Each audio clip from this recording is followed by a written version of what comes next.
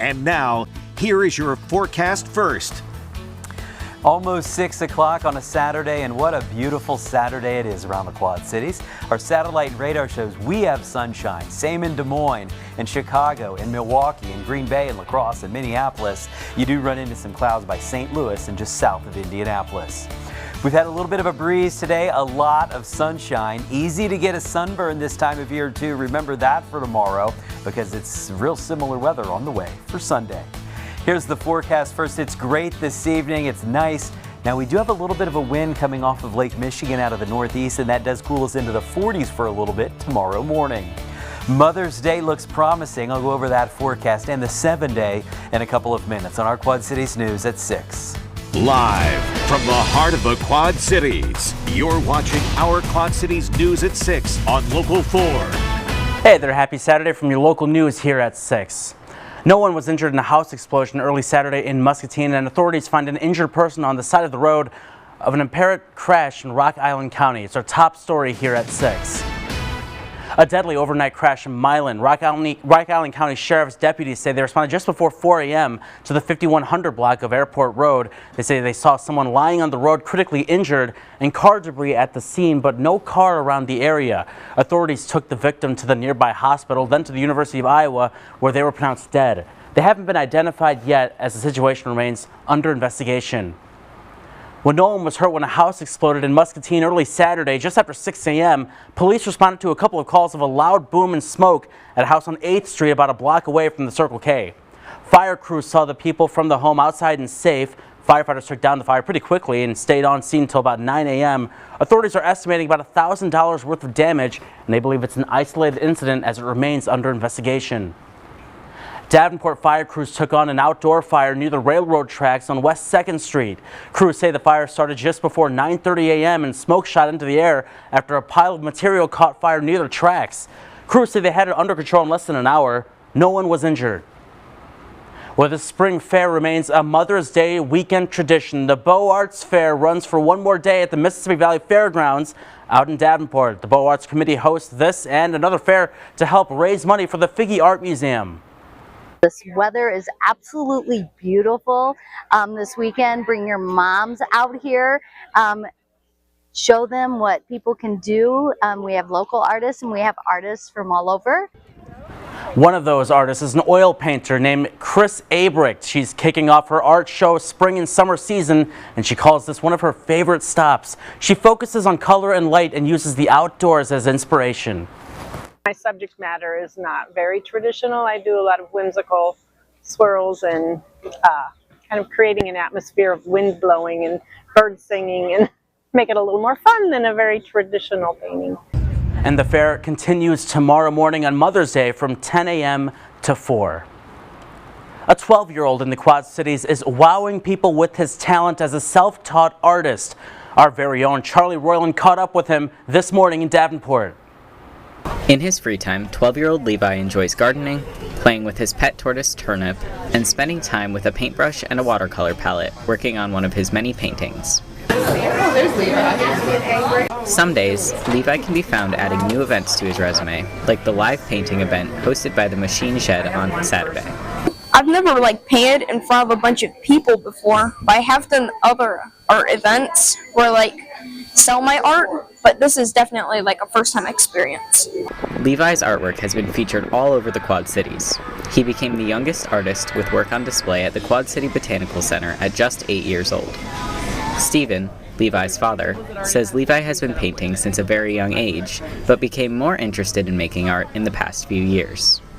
During the pandemic, he really got a lot more excited about it, and he kind of took over the basements. We live in an older house. We have old creepy looking basement, and I went down there. There's just paint all over the floor, all over the sink, and canvases everywhere. And I said, all right, well, let me set a TV up down here and you can watch Bob Ross, because he loved Bob Ross.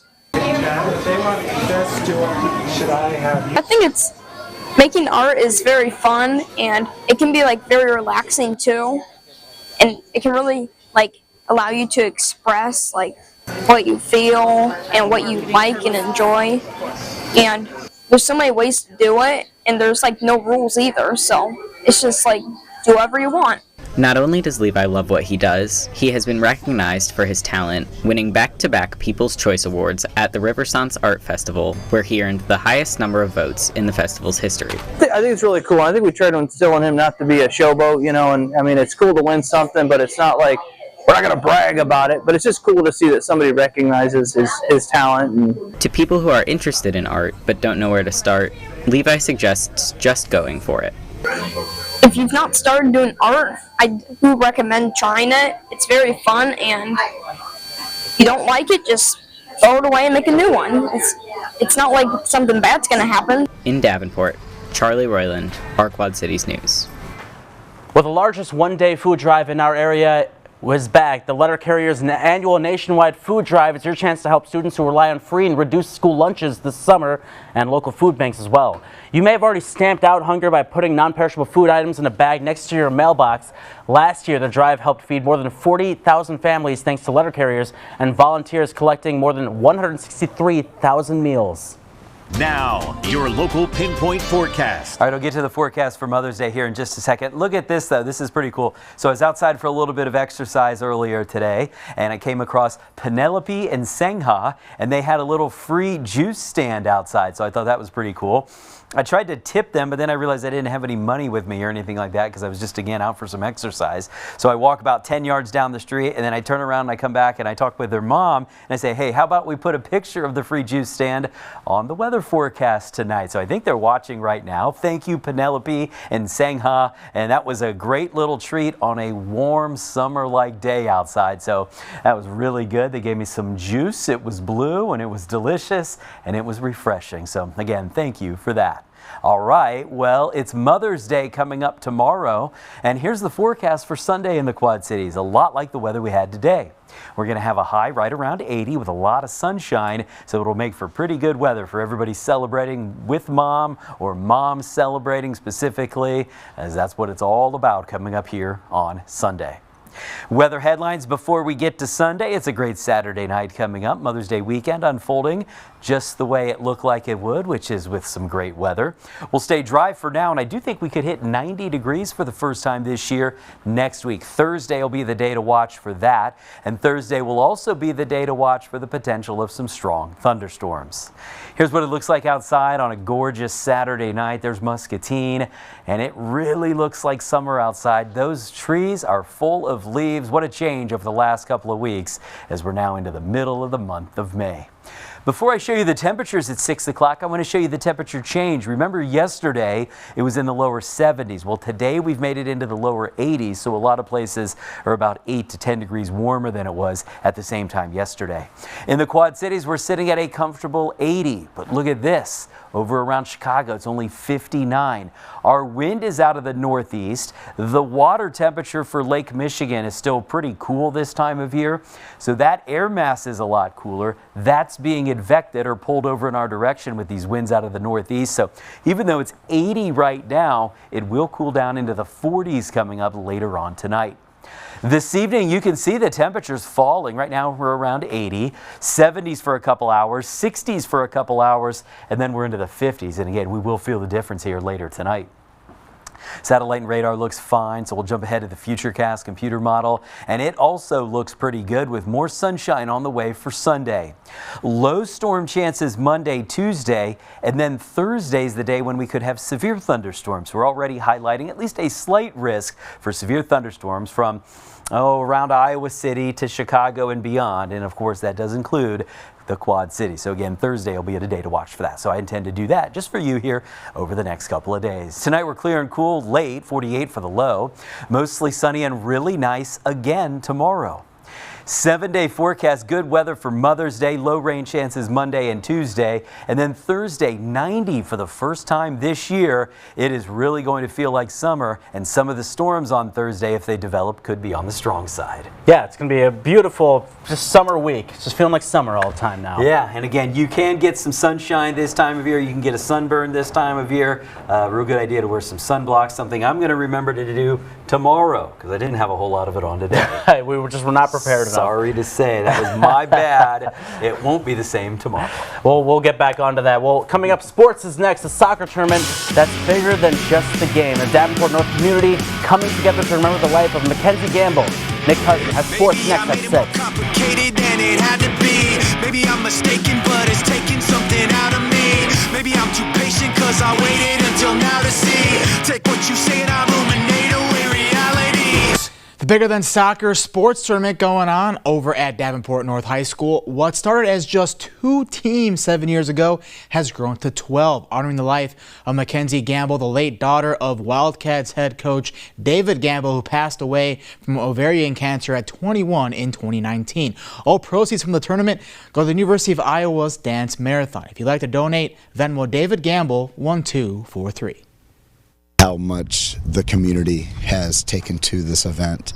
It started out with Muscatine and us 7 years ago, and now it's turned into literally 12 teams. We had a girls game this morning, and now it's literally turned into an event that at around noon today, there might have been about 2,000 people floating through here. It was just an amazing feeling. We had music. It's a community event now.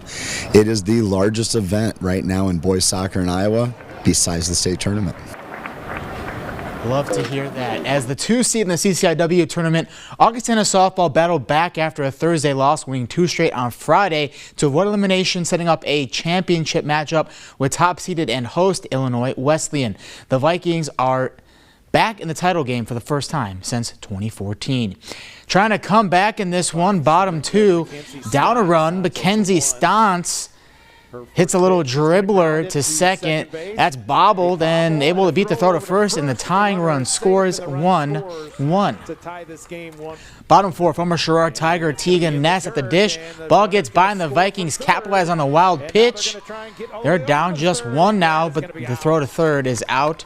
That will be the potential tying run. Top 5, Illinois Wesleyan executing the double steal to perfection, adding the only insurance run needed to seal the 4-2 victory, winning the CCIW tournament for the 3rd time in 4 years. With an 18-2 conference record, 43-12 overall, Blackhawk College baseball earned the #1 seed in the Region 4 tournament. After 2 wins on home field Friday, the Braves needing just 1 more to punch their ticket to the NGCAA College World Series. Taking on Rock Valley in one of the wildest comebacks you'll ever see. Bottom 7 down 11-6. Jeremy Cardona hitting a high fly ball to left. That drops in and gets a nice Braves bounce too. Scores 2 on the play, deficit down to 3. Next batter, Ban Sandvig, hitting one to almost the same exact spot as Cardona, and you can count that for 2 more. Cardona just safe at the plate. The Braves down 11-10. Line keeps moving. Bo Honeycutt taking a cut at that one up the middle, just in front of the center fielder. That's good enough to tie this game. A 6-run 7th. It's 11-all. Bottom 8, Braves adding insurance. The brothers Figueroa hitting bombs. First, it's Alvin, 2-run jack to left, makes it 13-11. 2 batters later, it's Elmer's turn. Another 2-run shot, this one to left. Blackhawk scores 10 runs over the final 2 frames and are your Region 4 champions, 15-11 over Rock Valley. For the first time since 2014, Blackhawk College softball into the Division II NJCAA National Tournament next week in Oxford, Alabama. An impressive feat coming in just year 2 under head coach Josh Keener. The 5-0 win over Bryant Stratton, the 47th on the year, a new program record, fueling a deeper Braves run.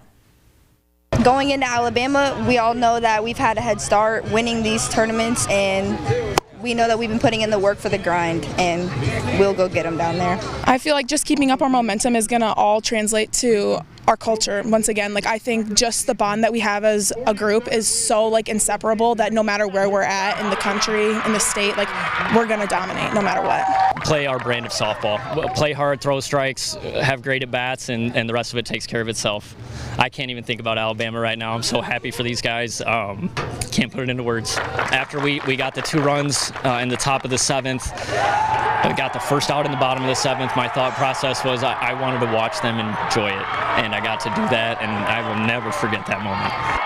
What an atmosphere that was. Caitlin Clark and the Fever taking on the Dream in the final preseason game. First quarter, Brittany Griner on the new team in Atlanta drains the three-pointer. The Dream up 3 early. Second quarter, Fever up 5. Caitlin Clark gets the pass and, of course, drains the three-pointer. Fever up 8. Later in the second, Fever up 1. Caitlin Clark, know what she's going to do. Knock down another 3, this time with a hand in the face.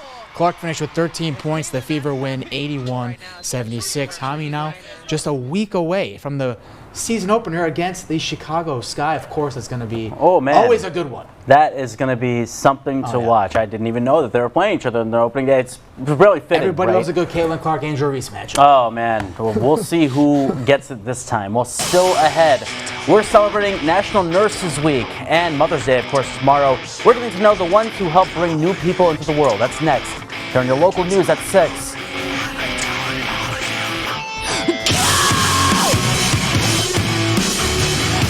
.620 on your Saturday evening. Hope you're having a good weekend. Mother's Day tomorrow, and it's still National Nurses Week. We're celebrating. One registered nurse at Unity Point Health Trinity in Bettendorf has been delivering babies for about 2 decades now. She calls part of the process a metaphor for life. Our very own Evan Denton introduces us to Mama Murph. It's amazing. It's my favorite thing. Registered nurse Kate Murphy knew her calling was to work in a labor and delivery unit. Transitioning from just a woman to a mother, it's so powerful. It never gets boring. It's something special and unique every time. Murphy has helped deliver babies at Unity Point Health in Bettendorf for more than 20 years. I tried to do the math at one point. I would say close to 3,000 maybe. For Kelly Sieverding, manager of the birthplace inside Unity Point, she's known Murphy since she was in nursing school and is grateful for each interaction they share. In fact, I totally give her the credit for where I am today. Seeing how she interacts with her patients and the staff here on the unit, her kindness, her compassion made me be the nurse that I am today. Everyone considers me their mom. So if you're a new young person, I was kind of, mentor you a little bit and kind of mother you. So then my nickname was Mama Murph. For Mama Murph, labor and delivery is a metaphor for life. It's the unknown, it's trusting, it's facing your fears, but then the joy, the laughter, just the blessings of being a mom. It's a chance to help families through a life-changing experience. People remember their labor and delivery nurse like years later, and it's a very important role, and I'm so proud to be a part of helping that next generation develop. And create a long-lasting bond. My memory of you is this little tiny newborn, and now that person's graduating from college or getting married, and it's exciting. In Bettendorf, Evan Denton, Our Quad Cities News. A woman from Illinois got engaged to a man with the last name Blizzard, so naturally she reached out to Dairy Queen on TikTok. DQ set up an engagement photo shoot at a store in Texas where they now live. The couple had a Dairy Queen Blizzard bar at their wedding reception. They met in 2021 and bonded over their mutual love for blizzards. The first Dairy Queen opened in 1940, Joliet, Illinois. DQ's first Blizzard, 1985, by Ronald Med of Bettendorf. He's also credited with making the Blizzard machine. Quad City ties in such a legendary restaurant, right? I had no idea. Yeah, crazy. So yeah. Who came up with the Blizzard or the machine was from Bettendorf. It's a great, it's a nice little tie. We should. I'm sure we'll do more with that. Someone will probably cover that on our side, right? We'll probably get to someone doing that. Maybe during their anniversary or something. Maybe they're some years. But this is a great story right here. This is a beautiful.